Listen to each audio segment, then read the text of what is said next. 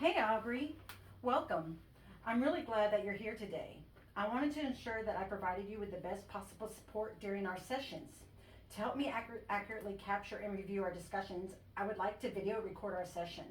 This recording will be used solely for my notes and to enhance the quality of care I provide for you.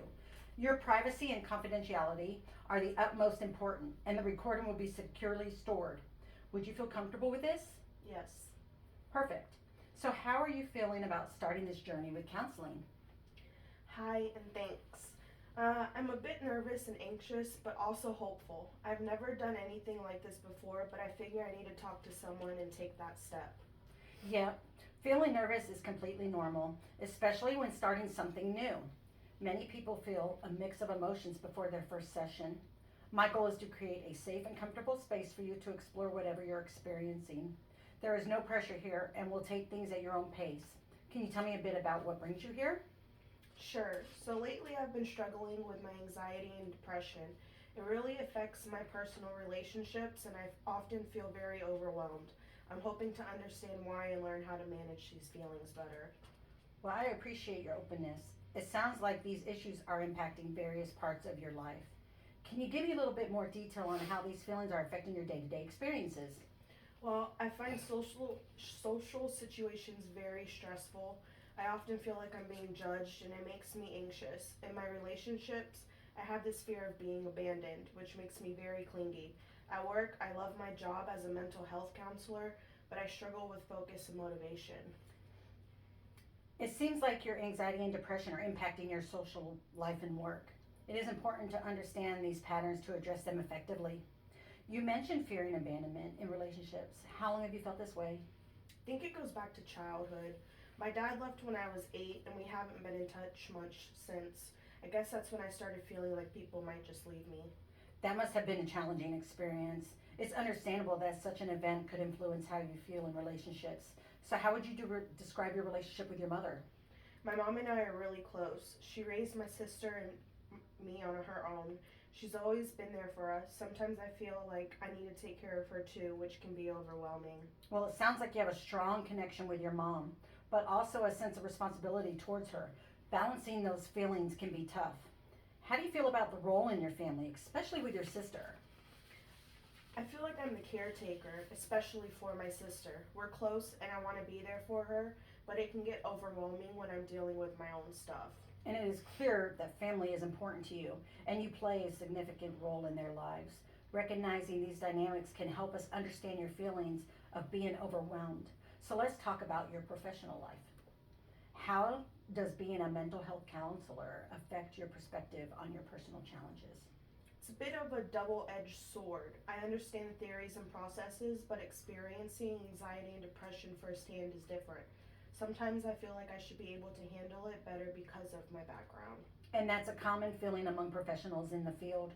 Remember, being knowledgeable doesn't make us immune to personal challenges. Your willingness to seek support is a strength. So let's explore your symptoms of anxiety and depression a bit more. How do they manifest for you? I often feel anxious in social settings, like everyone is judging me. I have trouble sleeping and have lost interest in things I used to do and enjoyed. There are days when I feel really sad and can't seem to just shake it off. Understanding how these symptoms affect you is important.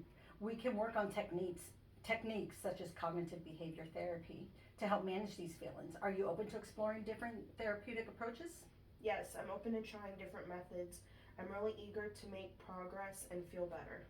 That's a great mindset. We can tailor our approach to what feels right for you. It is important to set some initial goals for our work together. So, what are some changes you hope to see as we move forward? I'd like to manage my anxiety better, feel more confident in social situations, and develop healthier relationship patterns. I also want to understand my depression and find ways to cope with it. Those are meaningful goals, and we can definitely work on them. We'll focus on building your strengths and development strategies to manage your symptoms. Let's also discuss your recent move and your new job. How has that transition been for you? Well, I recently moved to this city for a new job, and it's been a lot harder than I thought it would be. I'm feeling overwhelmed and anxious all the time.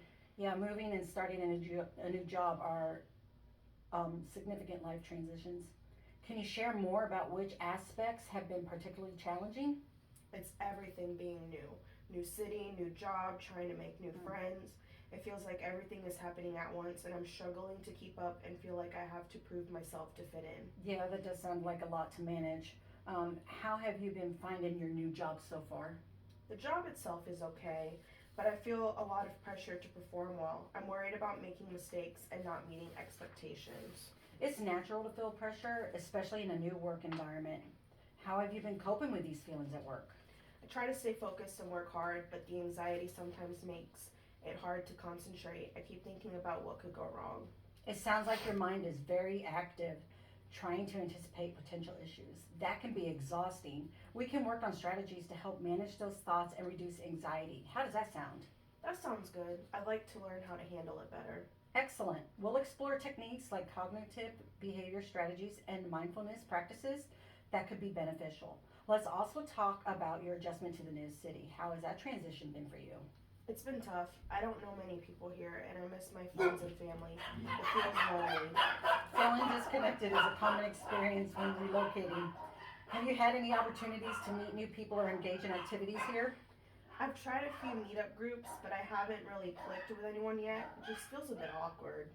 It's great that you made efforts to meet new people. Building those connections take time, and it's normal to feel awkward at first. We can explore ways to make this process a bit easier. What interests or hobbies do you have that might help you connect with others?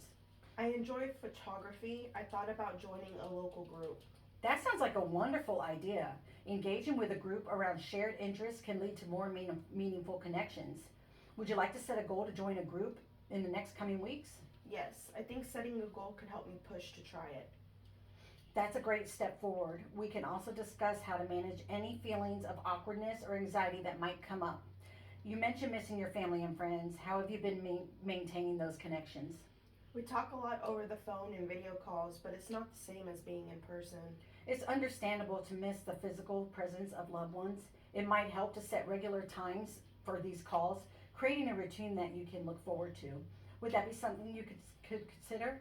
Yeah, that could work. It might help me feel more connected. And that's like a positive step. Creating a structured routine can sometimes alleviate feelings of disconnection. Before we wrap up today, is there anything else you'd like to discuss or have any questions? I think we've covered a lot for today. I feel a bit more hopeful about finding ways to manage everything. And I'm glad to hear that. Remember, it's about taking small steps and gradually finding what works best for you. We'll continue to build on these strategies in our future sessions. Thank you for being open and sharing your experience with me today, Aubrey. Thank you for listening. I'm looking forward to our next session. Me too. Take care and see you next time.